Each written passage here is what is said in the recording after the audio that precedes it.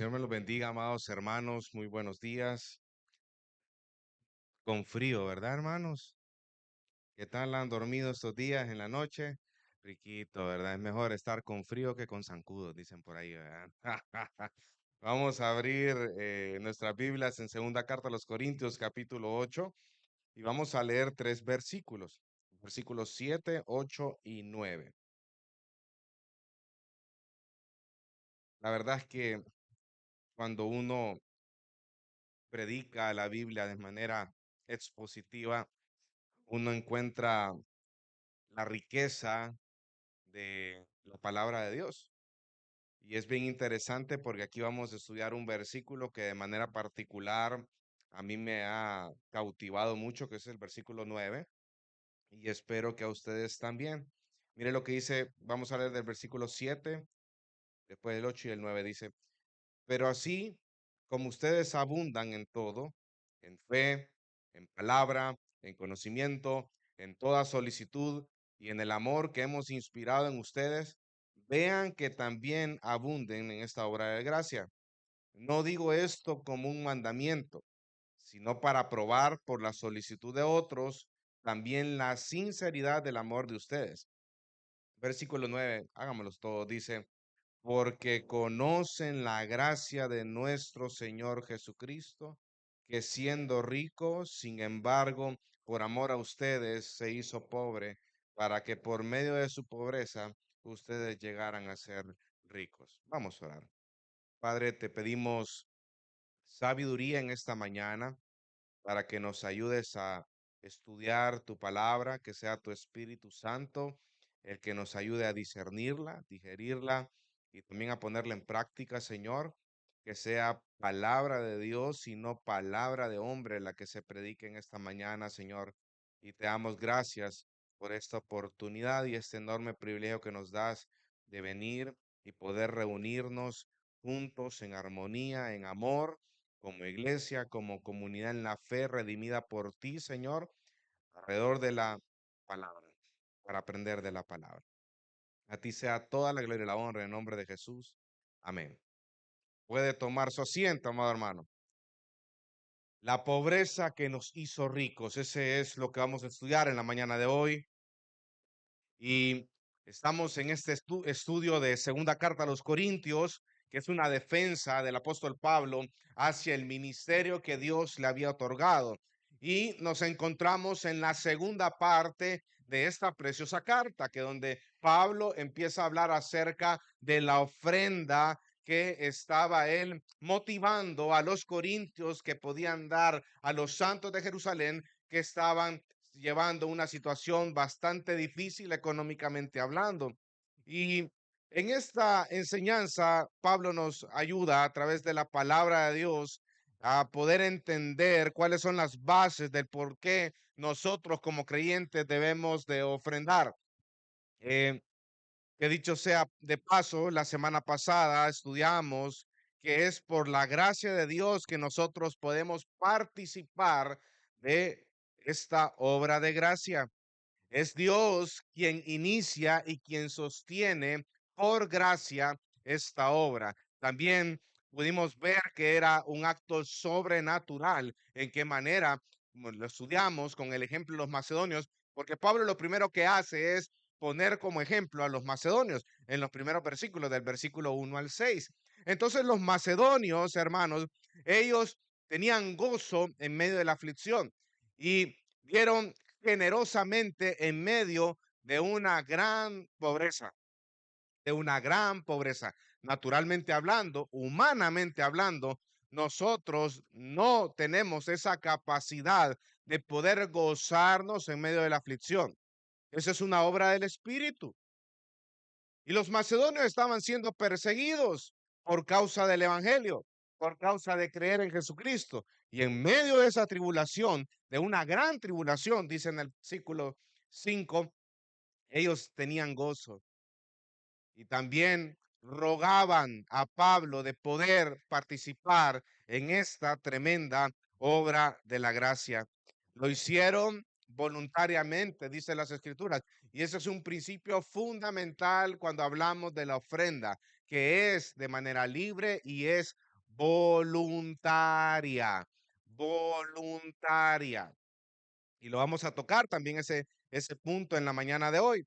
Pero también me encanta que en ese versículo 5 dice que ellos se dieron a sí mismo al Señor y luego a nosotros por la voluntad de Dios.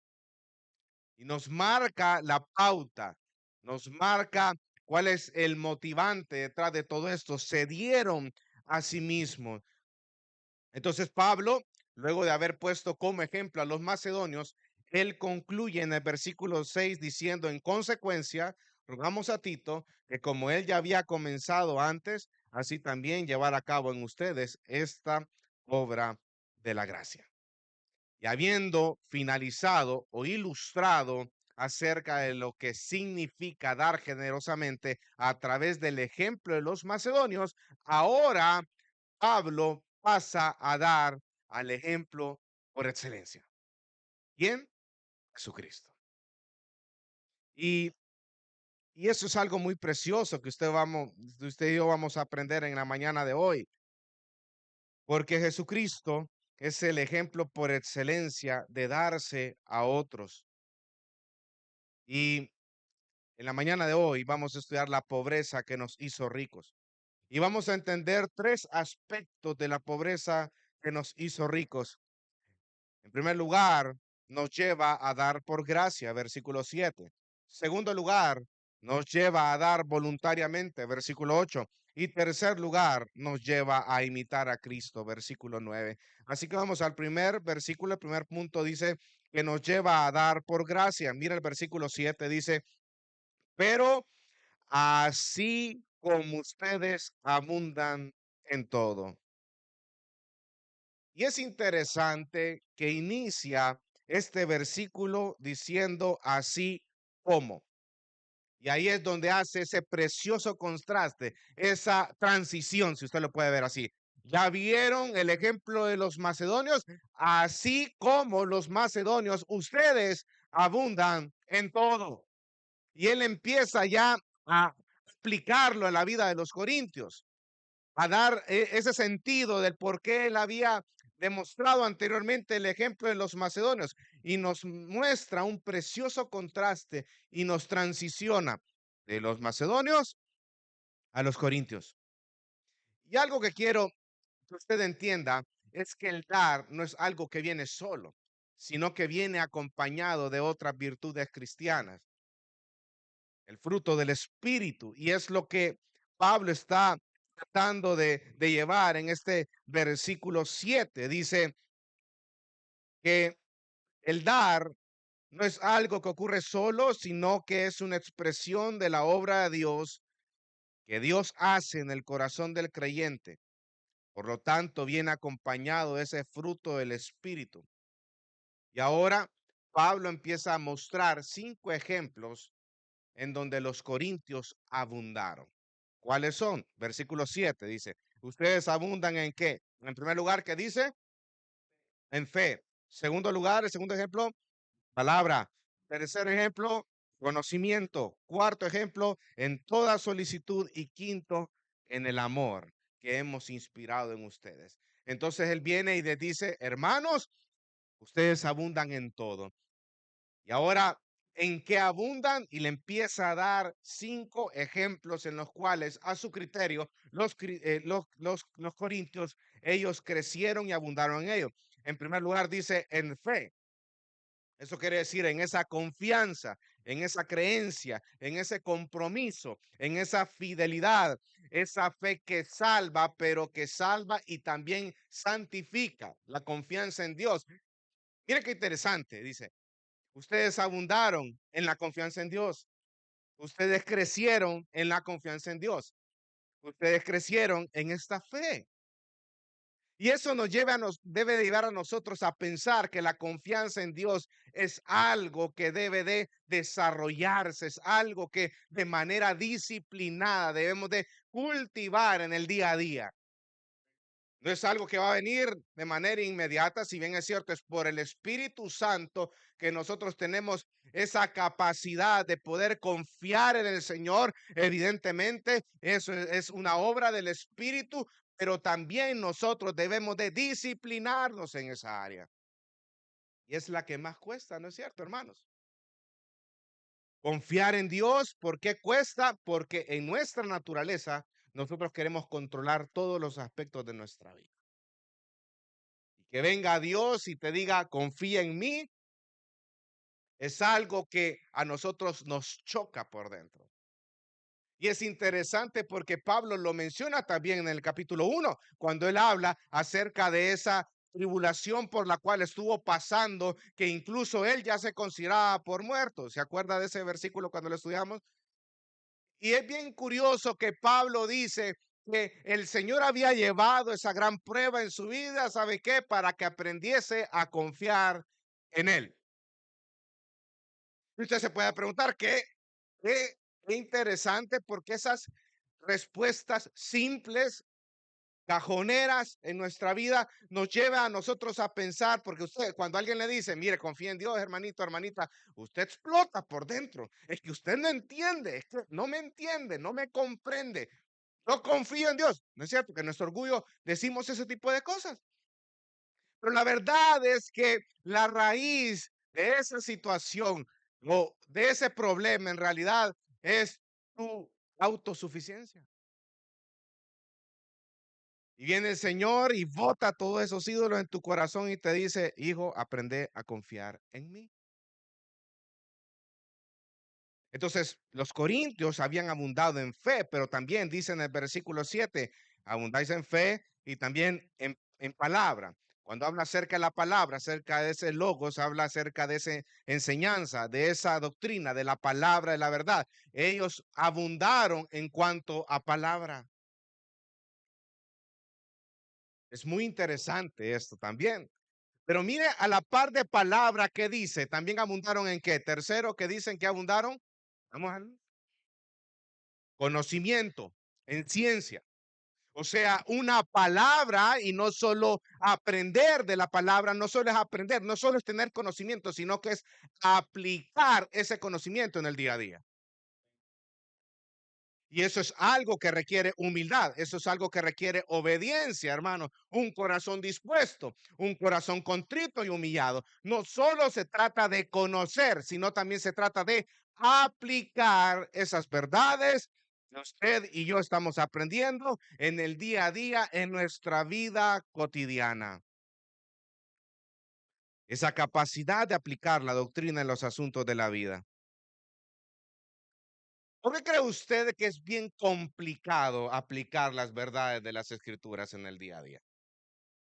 Usted sabe que las escrituras dicen que hay que amar incluso a nuestros enemigos, pero ¿por qué es difícil aplicarlo, hermano?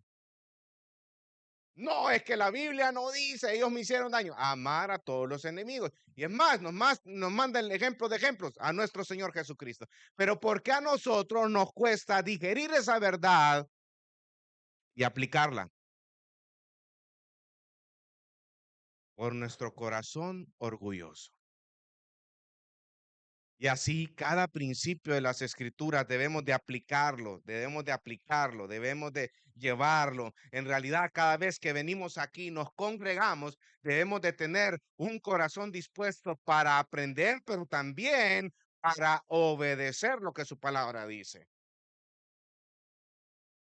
Y en la medida que nosotros entendamos que la vida cristiana también consiste no solo en aprender, sino también en aplicar la verdad de Dios en nuestra vida, entonces vamos a ver las tremendas riquezas que hay detrás de cada una de estas verdades de las Escrituras. Porque no las aplicamos simplemente porque no las creemos verdaderamente. Entonces los corintios abundaron en fe, abundaron en palabra, abundaron en conocimiento. ¿Y cuál es la cuarta característica que dice en el versículo 7? Y dice que abundaron en toda solicitud, en toda solicitud, toda clase de celo, completa diligencia, entusiasmo de corazón, una pasión espiritual.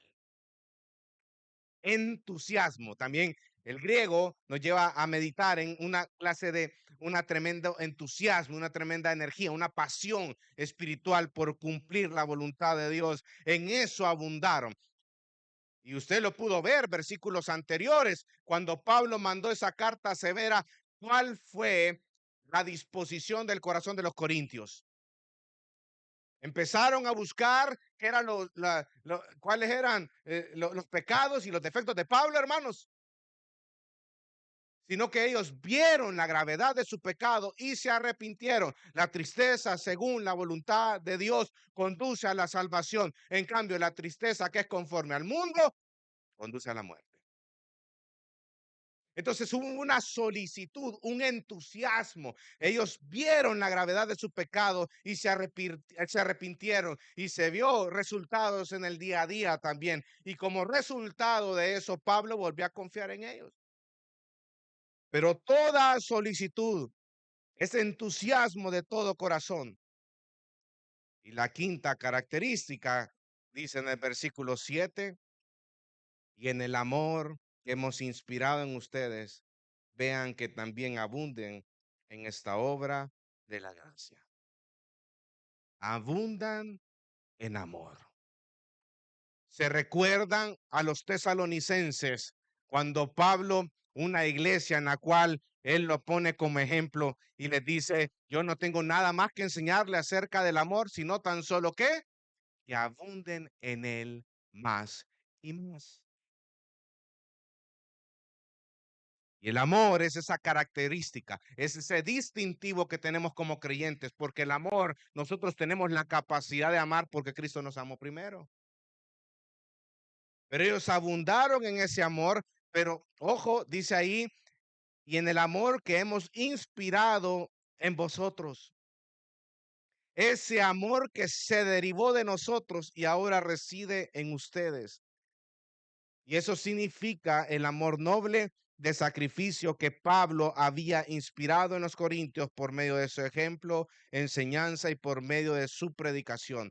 Ese amor de los corintios por Cristo y por los demás hermanos en la fe que la proclamación del evangelio había generado en ellos. Pablo había llevado el mensaje del evangelio a los corintios. Por eso es que él dice en el versículo 7, en el amor que hemos inspirado, que hemos llevado en ustedes, porque es a través de esa predicación del mensaje del evangelio que los corintios habían nacido de nuevo y tenían la capacidad de poder amar a Cristo y a todos los creyentes y a todos los que pertenecen a la iglesia de Cristo. Ese amor que se derivó de nosotros, abundaron en esta obra de gracia. Miren, Pablo con esto los estaba exhortando y lo llama a la generosidad, porque dice, si abundaron en todas estas características que he mencionado, si abundaron en la fe, si abundaron en la palabra, si abundaron en el conocimiento, si abundaron en toda solicitud y si abundaron en el amor que hemos inspirado en vosotros, entonces abunden también en esta obra de la gracia. Porque si ustedes tienen estas virtudes espirituales, es porque han nacido de nuevo. Déjese llevar por la gracia de Dios.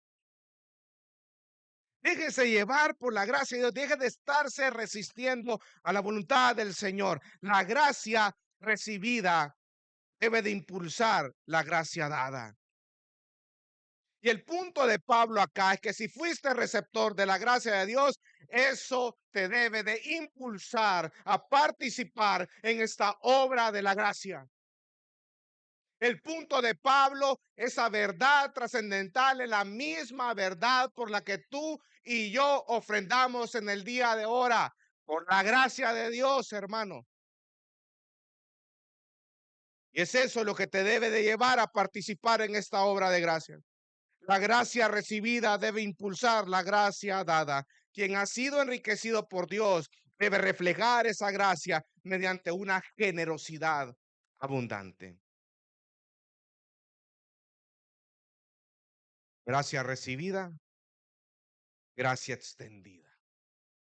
Nadie que haya sido enriquecido espiritualmente permanece indiferente entre las necesidades de otros. La generosidad cristiana es un reflejo del carácter de Dios y no damos para ganar gracia, damos porque ya la hemos recibido en abundancia. En el contraste del por qué hacemos lo que hacemos. Pero también hay algo, y esto nos lleva al segundo punto de la mañana de hoy, nos lleva a dar voluntariamente. Versículo 8 dice, no digo esto como un mandamiento, sino para probar por la solicitud de otros también la sinceridad del amor de ustedes. ¿Cómo inicia Pablo ese versículo 8, amado? Miren, miren lo que dice. No digo esto como un mandamiento. No soy un dictador acá que te voy a dar órdenes para que tú las obedezcas. No es un mandato. Él entendía que si él daba un mandato a los corintios iban a obedecer. Pero el punto acá de Pablo o su énfasis es el carácter voluntario del dar cristiano. Y si él empezaba a dar órdenes, los corintios obedecerían, entonces ese carácter voluntario de la ofrenda se vería comprometido. Por eso dice aquí, yo no lo hago como un mandamiento, sino para probar. Y él lo llevó lo retó a los corintios a probar por la solicitud de otros, la sinceridad de su amor. Él utilizó el ejemplo de los macedonios como medio para impulsar a los corintios a la acción y a evaluar la autenticidad del amor. Cuando habla acerca de probar aquí, habla acerca de examinar o aprobar mediante un examen. Y la prueba verdadera del amor no son los sentimientos, hermanos, sino las acciones. Si no, vaya a primera carta a los Corintios capítulo 13, cuando Pablo en ese capítulo que está dentro del contexto de los dones espirituales, él empieza a hablar acerca del amor, que es el mejor camino. Yo les muestro el mejor camino. Finaliza el capítulo 12, versículo 31 diciendo eso, y luego habla acerca de la excelencia del amor. Y luego empieza a darnos ejemplos prácticos de cómo se muestra ese amor. Ese amor dice que es paciente, no está lleno de ira, no guarda lo suyo y empieza a desglosar todas las características. Entonces, no es sentimientos acá, sino que es acciones. Y los macedonios ya habían realizado la prueba y ahora es el turno de los corintios. Entonces, el punto de Pablo acá dice, para probar, para examinar por la solicitud de otros la sinceridad de vuestro amor. Y con esto no se trata de fomentar una competencia. No es que Pablo estaba diciendo a los corintios, mira a los macedonios, ve, míralos a ellos, ve, y vos, nada. ¿Ya le ha pasado a usted alguna vez que lo han comparado con otra persona? ¿Qué le provocaba eso a usted? ¿Cuántos tenemos hermanos acá? ¿Amén? ¿Alguna vez su papá o su mamá le dijo, mira tu hermanita, ella sí saca 10 y vos ni el 6? Ay, ¿qué he hecho para merecer esto? ¿Qué provocaba esa actitud en usted? Pues voy a sacar 5 y 4 para que vean. Competencia. Pablo aquí no estaba haciendo eso. Pablo no estaba buscando competir, una competencia entre ellos dos. No estaba haciendo eso. Sino una imitación amistosa entre hermanos en la fe. Les muestro este ejemplo, hermanos, para que ustedes también puedan aprender lo que la gracia de Dios, cómo la gracia de Dios actúa dentro de las iglesias. Porque él estaba motivándolos a ellos a que terminaran lo que era la colecta a los santos de Jerusalén. Ahora, hermano, te hago una pregunta. ¿Alguna vez Dios ha utilizado a algún hermano en la fe para ayudarte a ti?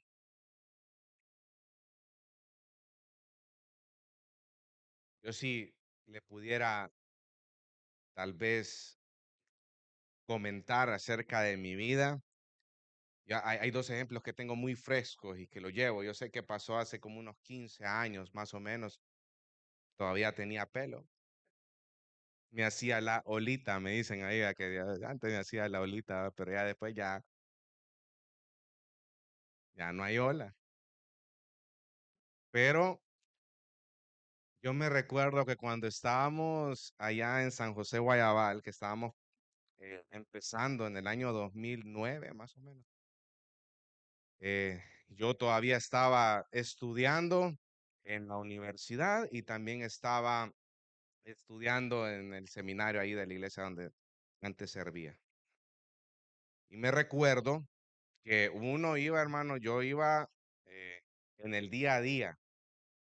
Me acuerdo que el pastor, en ese entonces de la iglesia, el pastor Nelson Leiva, a él lo recuerdo con mucho cariño porque él siempre todos los días lunes me decía, Marcelo, llegate todos los lunes a mi consultorio, es el odontólogo, llegate y yo te voy a dar $20 para que te sirvan para los pasajes, para la semana.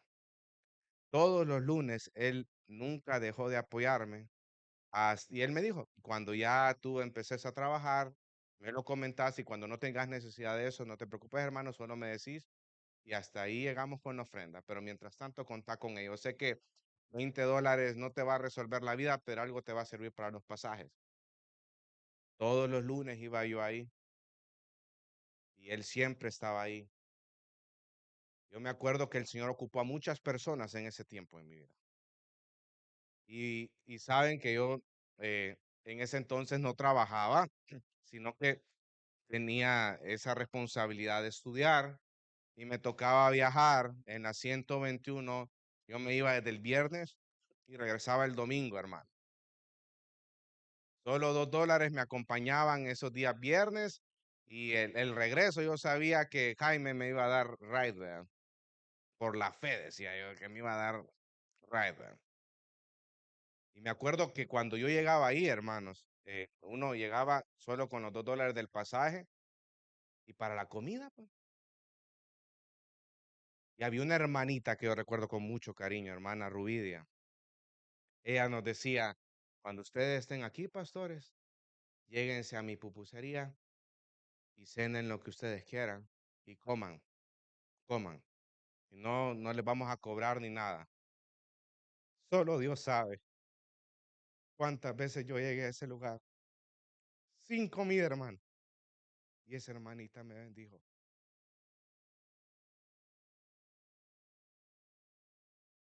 Y gloria a Dios, porque Dios mueve los corazones. Y así, hermanos, Dios puede ver.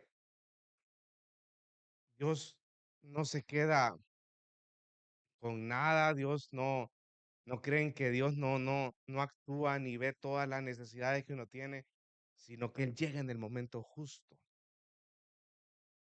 Yo creo que en esa etapa, ministerialmente hablando, fue cuando el Señor más me mostró, y no es que no me está mostrando ahorita, pero Dios siempre como que continuamente me decía, aquí estoy, hijo, no te preocupes. Yo me recuerdo con mucho cariño a mi hermana Rubidia, la recuerdo con mucho aprecio y son esas cosas que uno guarda en el corazón durante toda la vida. Y así igual, hermano, otro ejemplo fresco que yo tengo, que yo me recuerdo que en mi último año de la universidad estábamos pasando por un momento muy difícil a nivel familiar. Estaba, mi abuela estaba con vida todavía y ella tenía insuficiencia renal. Entonces, la insuficiencia renal, para aquellos que no conocen, es una enfermedad degenerativa, que a medida que avanza el tiempo, los riñones van perdiendo el funcionamiento y poco a poco se va gastando a la persona, luego empiezan la diálisis. Llegó un momento que esa enfermedad desarrolló tanto en mi abuela que tenía que hacerse la diálisis.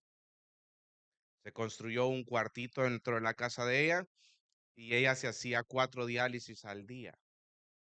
Entonces, entre la familia, nosotros lo que hacíamos era apoyarnos, porque cada momento tenía que estar presente uno. Y a veces cuando avanzaba la enfermedad, mi abuela ya no tenía las fuerzas, entonces tendríamos que entrar con ella. Ella tenía que hacerse todo el procedimiento porque si nosotros tocábamos algo, le podía generar alguna bacteria y eso la podía llevar a la muerte. Entonces, en ese momento, mi abuelo dejó de trabajar, la gran parte de su trabajo lo dejó de hacer para poder cuidar de mi abuela. Y nosotros, bueno, yo estaba casi que en mi último año en la universidad, estaba en la tesis, y yo en mi desesperación, yo le decía, yo quiero empezar a trabajar ya. Le decía a mi mamá que quiero empezar a trabajar, voy a buscar aunque sea en el call center o algo, pero algo tengo que hacer para poder sacar adelante a la familia. Y mi mamá me decía, no, termina el estudio, termina la tesis, ya solo te quedan 6, 7 meses y después ponete a trabajar todo lo que querrás. Pero si te pones a trabajar ahorita, lo más probable es que vas a dilatar el tiempo para que saques tu carrera universitaria. Y me acuerdo yo que llegó un momento, la situación fue bastante dura en mi casa, que ya no podía irme, porque en la tesis, en la universidad, la que estaba haciendo, era una tesis que me llevaba a mí a estar todos los días en la universidad, porque era una tesis que implicaba mucho laboratorio. Ya mis compañeros me decían, mira, no te podemos bajar hasta allá mexicano. Yo veía vivía ahí por las bodegas de Freun de mexicanos. Ya no podemos bajar a dejarte hasta ahí porque los costos del combustible están bien altos. Entonces, mejor buscar una manera de poder eh, quedarte en algún lugar más cerca mientras dure la tesis. Y así fue. Entonces empecé a sondear opciones y me recuerdo que en ese entonces estaba bueno, un gran amigo mío, Pastor César Raudés. Y yo le decía a my buddy, así le decimos de cariño, mira hermano, yo ahorita necesito salir de esto y esto y necesito un lugar donde poder dormir por lo menos unos 6 o 7 meses. No tengo nada, pero cuando me pongo a trabajar, hermano, yo te puedo pagar todo lo que consuma ahorita en estos 6 meses. Vení, el pastor César me dice, no te preocupes, venite aquí, no te voy a cobrar, el Señor va a ir proveyendo y pasé ahí en la casa del pastor durante 6, 7 meses y él no me cobró ni un 5.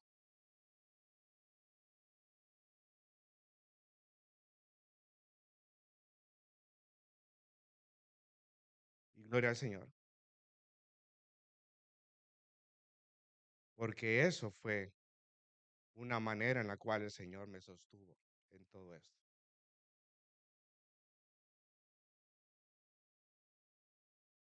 Y sé que cada uno de los hermanos que Dios ocupó no lo hizo porque era yo, sino porque Dios se los puso. Al final es el Señor el que sostiene. Y así te puedo explicar muchos momentos en mi vida en los cuales el Señor me mostró su gracia, extendió su gracia, su favor a mi vida. Y la verdad, hermanos, así como en este caso yo pude tener así ejemplos tangibles, yo sé que usted también, de personas que les ayudaron, personas que Dios ocupó en sus vidas y que marcaron sus corazones. Y Dios siempre utiliza hermanos de la iglesia o hermanos en la fe para poder ayudarnos, porque dice Primera de Juan 4, 20, 21, dice, si alguno dice yo amo a Dios y aborrece a su hermano, es un mentiroso, porque el que no ama a su hermano, a quien ha visto, no puede amar a Dios, a quien no ha visto. Y este mandamiento tenemos de él, que el que ama a Dios, ama también a su hermano. Entonces, cuando Pablo dice en el versículo 8, no digo esto como un mandamiento, sino para probar la solicitud de vosotros y para que ellos vean el amor genuino, sincero que hay en su corazón. El punto de Pablo aquí es que la naturaleza de la ofrenda es voluntaria y libre, hermano. No es obligatoria. Por eso aquí en nuestra iglesia nosotros no practicamos el diezmo. Porque si usted se va en el Antiguo Testamento, el diezmo era un impuesto que se había puesto en el Antiguo Testamento para poder eh, cubrir con las necesidades de un reino, de un gobierno, de lo que usted pueda. Cuando Dios le manda a dar el 10% al pueblo de Israel, ¿era para qué? Para los levitas que se encargaban las cosas del templo. Era un impuesto.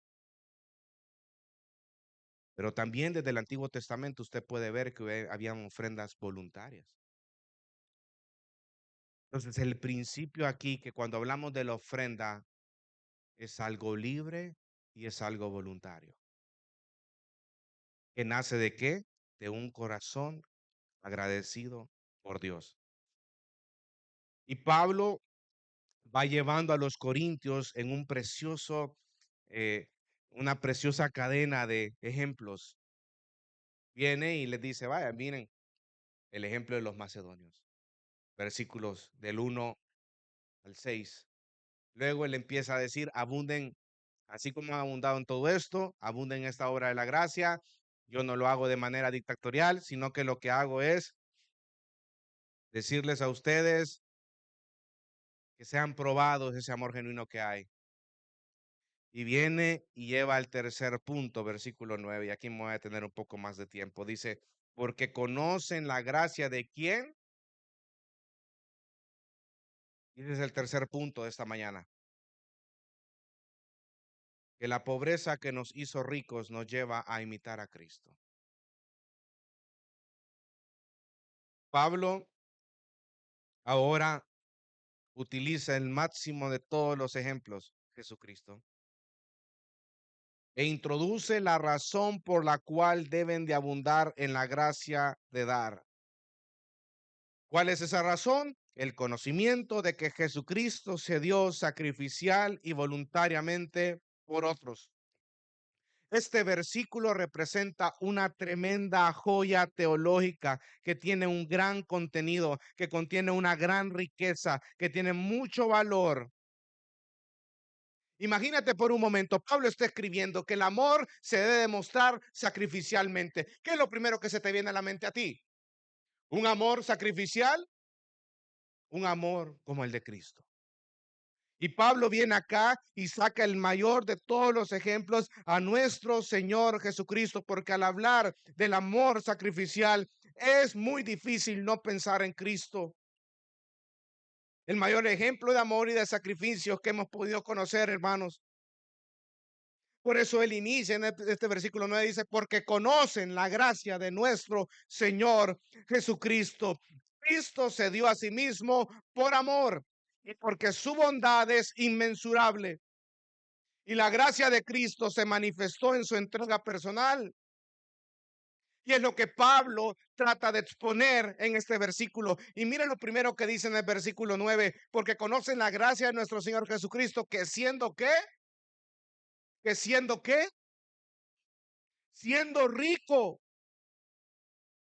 Sabemos, según las escrituras, que Él es el dueño de todo lo que hay en el cielo y en la tierra. Salmo 24:1 dice, del Señor es la tierra y todo lo que hay en ella, el mundo y los que en él habitan. Cuando hablamos de riqueza, no solo se refiere a la riqueza material, amado hermano, sino que aquí también se encuentra la gloria de Cristo, sus atributos como Dios, su eternidad, su preexistencia, como dice Juan 1 y 2, en el principio era el verbo y el verbo estaba con Dios y el verbo era Dios y esto era en el principio con Dios.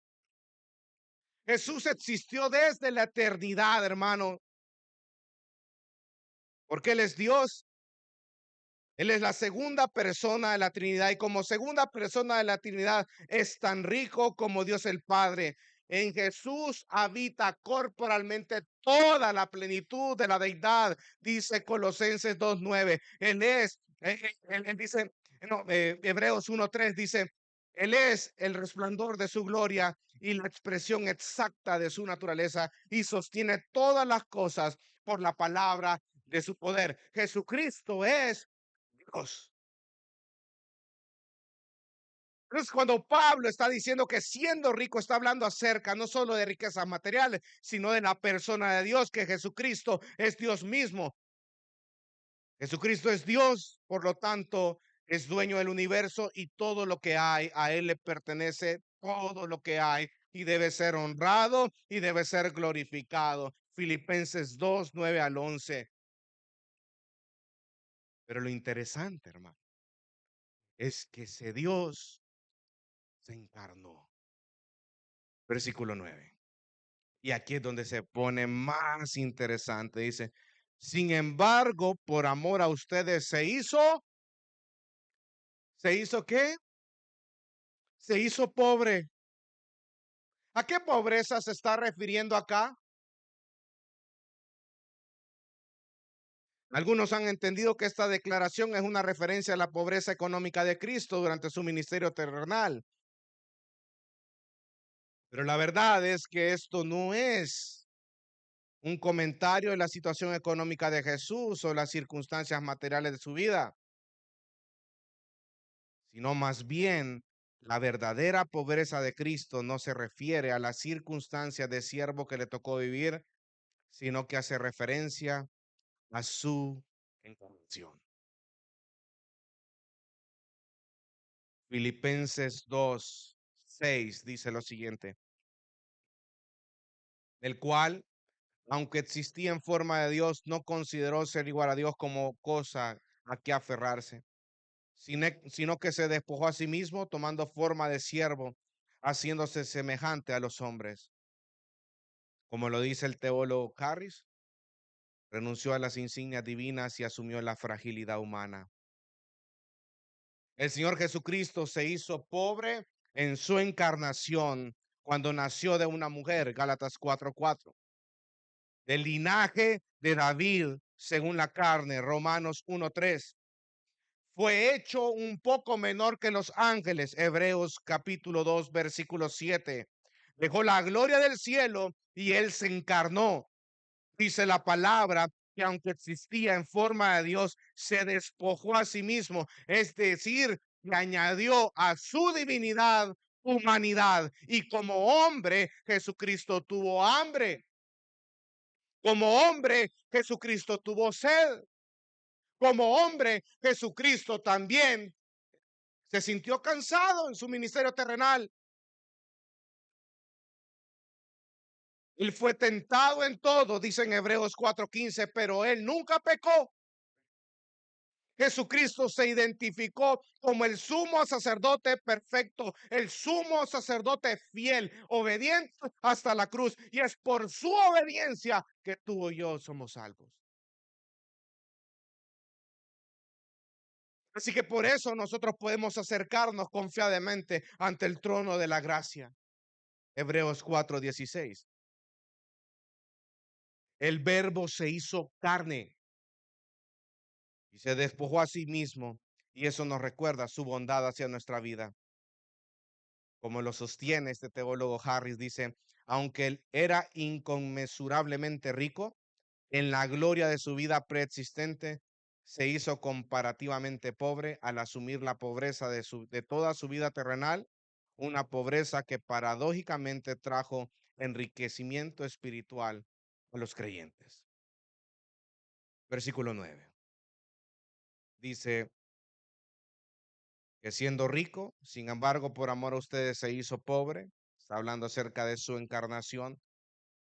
Y después dice, para que por medio de su pobreza ustedes llegaran a ser ricos. Me encantó esta historia y se la voy a contar. Manera de aplicación, dice aquí la historia del rey persa. Hace muchos años se contó una hermosa historia acerca de un monarca persa. Este reinó en Persia en un tiempo de gran esplendor y de mucha magnificencia. Y vivía en medio de toda esa riqueza y prosperidad, pero tenía un corazón para las personas pobres y comunes. Y esa preocupación por las personas normales y corrientes solía llevarle a él a vestirse como pobre, salir al palacio y mezclarse con sus súbditos más humildes e intentar hacer amigo de cada uno de ellos. Un día, este rey visitó a un hombre encargado de calentar el agua en los baños públicos. Un hombre que trabajaba todo el día con muchas cenizas, con hollín, con humo y suciedad. Muy en el fondo del sótano. Entonces el rey, dice aquí la historia, que se puso las vestiduras de un pobre, descendió por las oscuras y húmedas escaleras del sótano y llegó hasta donde el hombre estaba sentado sobre un montón de cenizas. Apropiadamente lo llamaban el fogonero. Y estaba atendiendo sus fuegos.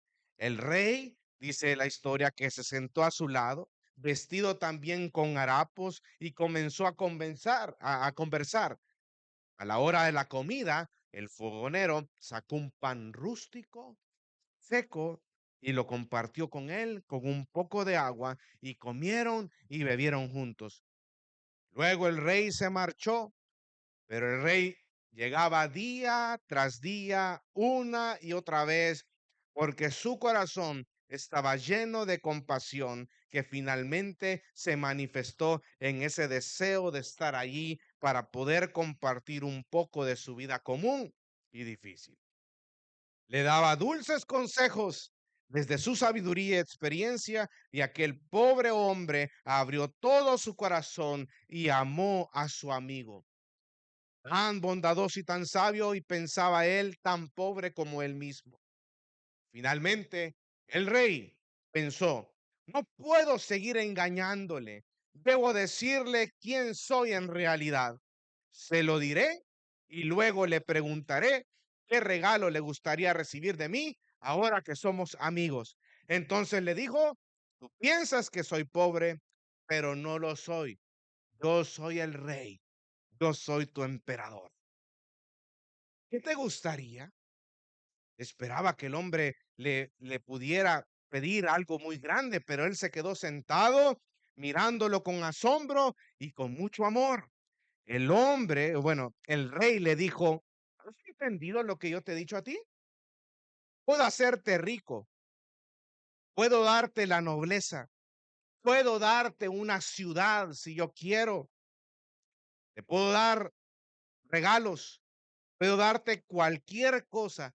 ¿Qué deseas, amigo mío? Y el hombre respondió, según la historia, sí, mi señor, entiendo, pero ¿qué es esto que has hecho? Dejar tu palacio y tu gloria para sentarte conmigo en este lugar oscuro, participar de mi pan seco y rústico y preocuparte por si mi corazón está alegre o triste. Ni siquiera tú puedes dar algo más precioso que eso. A otros puedes concederles ricos regalos, pero a mí me has dado algo más. Me has dado de ti mismo. Solo me queda pedirte una cosa, y es que nunca retires tu amistad. Fin de la cita y de la historia. Esta historia ilustra la encarnación de Jesucristo. Mi amado hermano, mi amada hermana, muchas veces no valoramos lo que Jesucristo ha hecho en nuestras vidas. Anhelamos bienes materiales, anhelamos mucho trabajo, anhelamos muchas cosas esplendorosas, casas, carros, pero no valoramos lo que Cristo Jesús hizo en la cruz del Calvario por amor a nosotros. Y eso es más que suficiente en nuestra vida cristiana. El reconocer, amado hermano, que es a través de Cristo que nosotros somos ricos, y el propósito era que con su pobreza los pecadores fuéramos ricos. No está hablando de riquezas materiales, sino que está hablando de riquezas espirituales, hermano. Esas bendiciones que vienen por la salvación que tenemos en Él.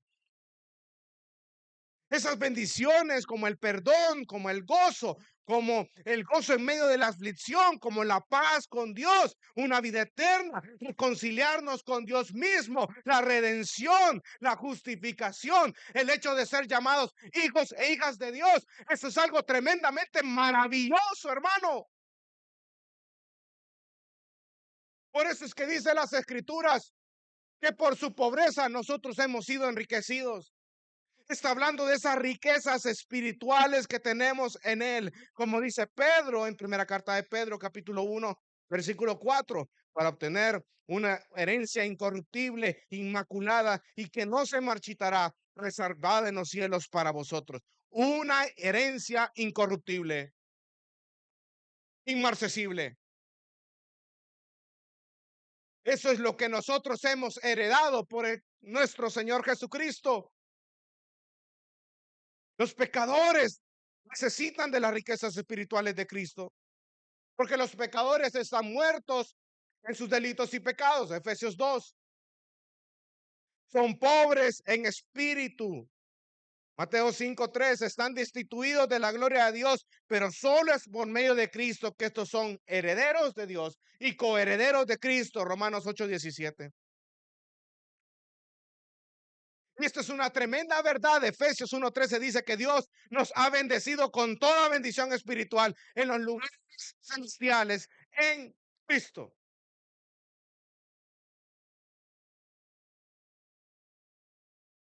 Versículo 9, lo vuelvo a leer para que usted lo pueda entender de una mejor manera. Porque conocen la gracia de nuestro Señor Jesucristo, que siendo rico, el Rey de Reyes, el Señor de Señores, al que le pertenece toda la creación y todo lo sostiene Él. Él siendo rico, por amor a ustedes, se hizo pobre, se encarnó, le añadió a su divinidad, humanidad, Filipenses capítulo 2, versículos 6 al 7. ¿Para qué? Para que nosotros pudiésemos ser ricos por medio de su pobreza. Riquezas espirituales. Y el punto aquí de Pablo, al poner a Cristo como ejemplo, no es para hacer un llamado a hacerse pobre, para enriquecer a los pobres de Jerusalén. No, no, no, no. Sino que él busca motivar a los corintios a dar, pero con sacrificio. Dar con una generosidad sacrificial. Dar con amor. Los macedonios los dieron siendo extremadamente pobres. Ojo, los macedonios dieron siendo extremadamente pobres. Cristo dio siendo inmensurablemente rico. Así que el punto aquí no es si tú tienes dinero o no tienes dinero. El punto acá es dar sacrificialmente.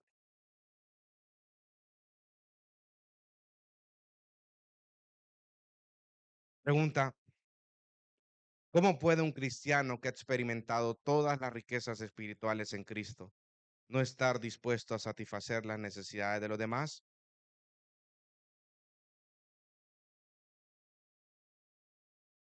¿No estar dispuesto a ofrendar sacrificialmente? Y eso es lo que nos lleva a este versículo. A ver, ¿cuál es la excusa que tú pones por el cual tú no ofrendas? La primera, la más común es que no tengo dinero. ¿Alguna vez tú la has ocupado? No quiero que levanten la mano tampoco, no es el punto aquí, no, tampoco. No, es que no tengo dinero y con que a duras penas puedo salir con mi presupuesto. Hay otros que se van por el atajo, ¿verdad? No, es que mi ofrenda a Dios, como los fariseos, ¿verdad? Que decían, ah, no, es que esta es mi ofrenda a Dios y por eso yo no le puedo dar ni honrar a mis padres. Hay algunos que ocupan ese atajo también a la hora de las ofrendas. No, es que mi ofrenda a Dios es de esta manera y yo lo hago así, yo lo hago con mi tiempo. ¿Alguna vez ha ocupado esto, hermano? Habla, Señor. Y así ponemos un montón de excusas. Ahora,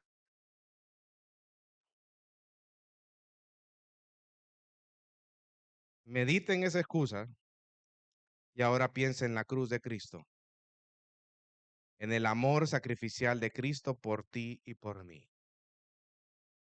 Y ahí topamos todos. Es que cuando cuando Pablo trae este ejemplo precioso de nuestro Señor Jesucristo, como que él sabía todas las excusas que nosotros ponemos a la hora de poder ofrendar de una manera sacrificial, darnos sacrificialmente. Y él viene y dice, vaya, pon todas esas excusas, mira la cruz de Cristo y responde. ¿Te estás dando sacrificialmente a tus hermanos en la fe? ¿Lo estás haciendo de manera sacrificial como Cristo, sí o no? Si tu respuesta es no, hermano, entonces hoy es un buen día para poder cambiar las cosas, para poder dejar de buscar atajos. Porque Pablo trae un principio teológico aquí en el versículo 9, trae a la persona del Hijo un ejemplo de alguien que se entregó, que se dio a sí mismo por amor a otros, que siendo rico se hizo pobre para que nosotros pudiésemos alcanzar las riquezas espirituales en él. Primera de Juan 3:17 dice, pero el que tiene bienes de este mundo y ve a su hermano en necesidad y cierra su corazón contra él, ¿cómo puede morar el amor de Dios en él?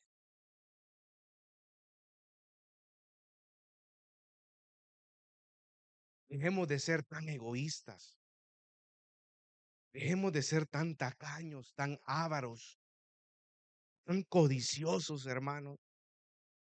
Si Dios te da la oportunidad de tener cierta abundancia en este día a día, en tu trabajo, en lo que sea, también Dios lo hace para que tú puedas de ser de bendición para otros. Y algunos pueden pensar que el incluir este versículo en este tema del darse, algunos pueden pensar que es un poco incongruente o hasta un punto forzado lo que Pablo hace acá. Pero nuestra vida como cristiano parte de principios bíblicos y esto nos lleva a vivir en la piedad. Como dice el teólogo Fred Craddock, dice lo siguiente, y ojo, lo voy a repetir dos veces para que usted pueda entenderlo mejor. No hay nada mundano ni fuera del interés y la responsabilidad del cristiano. No existen dos mundos, hay uno solo. El dinero para ayudar a los pobres es tan espiritual como la oración. La ofrenda para los santos, escribe, en Judea fue para Pablo una implicación directa de la encarnación. No sorprende que la discusión de una cosa traiga a la mente a la otra. La ofrenda, de hecho, proporcionó una ocasión para enseñar el significado de la cristología y la cristología informó y motivó la ofrenda. Lo vuelvo a leer. No hay nada mundano ni fuera del interés y la responsabilidad del cristiano. No existen dos mundos, hay uno solo. El dinero para ayudar a los pobres es tan espiritual como la oración. La ofrenda para los santos, escribe en Judea, fue para Pablo una implicación directa de la encarnación. No sorprende que la discusión de una cosa traiga a la mente la otra. La ofrenda, de hecho, proporcionó una ocasión para enseñar el significado de la cristología y la cristología informó y motivó la ofrenda. Mi amado hermano, mi amada hermana, en la medida que tu mente y tu corazón profundicen en la obra de Cristo, estarás más motivado a dar tu ofrenda.